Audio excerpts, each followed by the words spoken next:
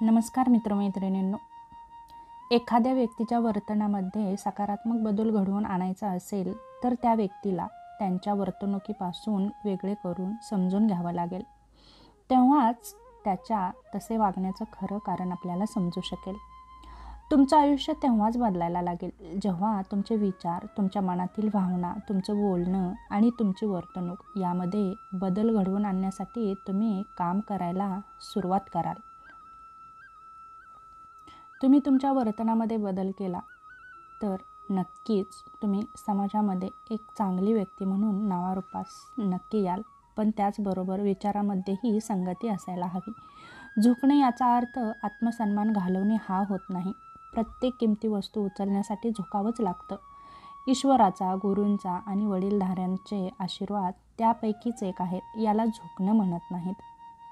राग मनात ठेवून गोड बोलणाऱ्यांपेक्षा प्रेम मनात ठेवून रागावणारी माणसं कधीही चांगलीच असतात. आयुष्यात सामर्थ्य निर्माण करायचं असेल तर पहिलं स्वतःला राजा समजणं आवश्यक आहे. कारण गुलामगिरीच्या विचारसरणीतून फक्त गुलामच तयार होतात, राजा नाही होत. चंदनापेक्षा वंदन जास्त शीतल आहे. योगी होण्यापेक्षा उपयोगी होणं अधिक चांगलं आहे. प्रभाव चांगला असण्यापेक्षा स्वभाव चांगलं असणं महत्त्वाचं आहे. ओळख होण्याआधी सगळेच अनोळखी असतात. मन एकदा जुळलं की सहज सर्व आपली होतात. यालाच आपले जिवलग म्हणतात. कमवलेली नाती आणि जिंकलेले मन ज्याला सांभाळता येतं तो आयुष्यात कधीच हारत नाही. साखर आणि मिठाची किंमत त्याच्या शुभ्र रंगावरून नव्हे तर त्याच्या चवीवरून कळते. त्याचप्रमाणे माणसाची किंमत त्याच्या गोड बोलण्यावरून नव्हे तर शुद्ध कृतीवरून कळते. नेहमी खरं बोलणाऱ्या लोकांची सर्वात मोठी अडचण म्हणजे त्यांच्या खरेपणावर विश्वास कमी आणि शंका जास्त घेतल्या जातात.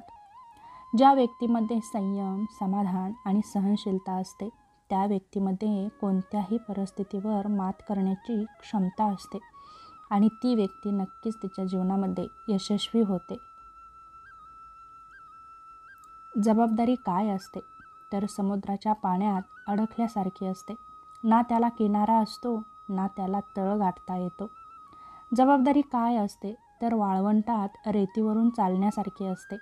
ना त्यातून चालून थकू शकतो ना लागलेली तहान थांबवू शकतो. जबाबदारी काय असते गुडघाभर चिखलातून मार्ग काढण्यासारखी असते. ना थकून बसू शकतो ना भरभर चालू शकतो. काही वेळा आपली चूक नसतानाही शांत बसणंच योग्य असतं. कारण जोपर्यंत समोरच्याचं मन मोकळं होत नाही तोपर्यंत त्याला त्याची चूक लक्षात येत नाही. मोडतोड करायला ज्ञान लागत नाही परंतु तडजोड करायला मात्र खूप शहाणपण लागतं. अतिविचारामुळं आपण आपल्या आयुष्यात काल्पनिक समस्या निर्माण करतो ज्या अस्तित्वातच नसतात. म्हणून समजूतदारपणा हा ज्ञानापेक्षाही खूप महत्त्वाचा आहे. माणूस जन्माला येतो, लहानाचा मोठा होतो, पुढं सुखदुःखाची अनेक वादळे झेलत तो आयुष्य जगतो. पण आयुष्य का जगतो, कशासाठी जगतो, कोणासाठी जगतो याची मात्र काहीच कल्पना नसते. पोटाची खळगी भरण्यासाठी आयुष्यभर काबाड कष्ट करतो. पैसा मिळवण्यासाठी कुठेतरी नोकरी करतो पण त्याला समाजसेवेचं नाव देतो. आपल्या आयुष्याचे सुरुवातीचे काही काळ वाईट वागण्यात घालवतो. असे काही लोकांचं आयुष्य असतं. पण माणसाला समाजसेवेकरता वेळ असायला त्याच्या बीजात समाजसेवा असावी लागते. जसे की तुकाराम महाराज म्हणतात, शुद्ध बीजापोटी फळे रसाळ गोमटी. त्याचं बीज शुद्ध असायला लागतं. जो माणूस समाजाच्या फोकसमध्ये येण्याकरता आयुष्य जगतो मेल्यानंतर मात्र त्याचं अस्तित्व कायमच संपतं. कारण आपण जगलो असतो ते केवळ आपल्या कुटुंबापर्यंत. मी व माझे कुटुंब एवढंच आपलं जग असतो. माणूस मोठा नसला तरी चालेल पण माणसाचं मन मोठं असायला पाहिजे. गरजेपुरते स्वतःला आणि बाकीचं गरजूंना देण्यातच माणसाचं मोठेपण असतं. सोबत काहीच न्यायचं नसतं. सारं इथंच ठेवून जावं लागतं. म्हणून रोज थोडं स्वतःबरोबर आणि इतरांसाठीही जगावं जेणेकरून तुम्हाला आत्मिक समाधान भेटेल. सत्याला पाय असतात म्हणून ते पाय रोवून ठामपणे उभं असतं तर अफवांना पाय नसतात म्हणून त्या पसरत असतात.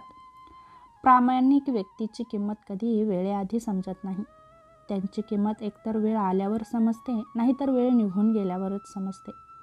शिक्षक आणि रस्ता दोन्ही एकसारखेच असतात.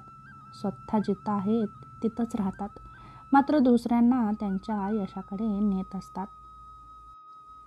तेव्हा हा छोटासा व्हिडिओ तुम्हाला कसा वाटला नक्की सांगा. पुन्हा भेटू अशाच एका छोट्याशा व्हिडिओसोबत. तोपर्यंत धन्यवाद.